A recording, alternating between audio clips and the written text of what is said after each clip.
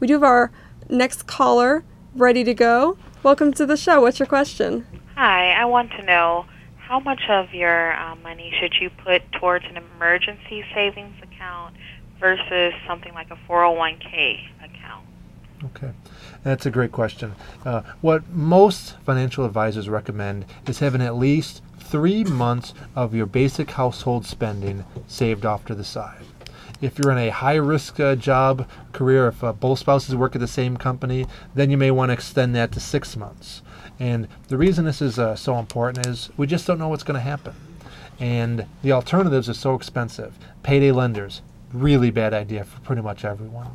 And being able to reduce that weight off your shoulders of not having an emergency savings account can just make such a difference in our individual lives. Now, she was asking what should I do about funding a 401k retirement plan. That is equally important. It really depends on the specific situation. Ideally, you should be doing both. If your employer has a match, you really need to take advantage of that. If not, you're just giving them free money. I mean, that's money that's there for the taking. All you have to do is sign up for it. Whether it's a 30% match, 50% match, 100% match, I mean, how can you pass that up? That's dollar for dollar. And it's even better than that because you're putting $1 in, which is pre-tax. So your check actually goes down by 75 cents for every dollar you put in, but then $1.50, $2 goes towards your retirement depending on the company's match. So that's really important. You know, for most people, we don't believe there's going to be retirement Social Security there for a lot of us, and if it is there, it'll be most likely reduced from what our parents or grandparents are able to receive. So funding retirement is equally important.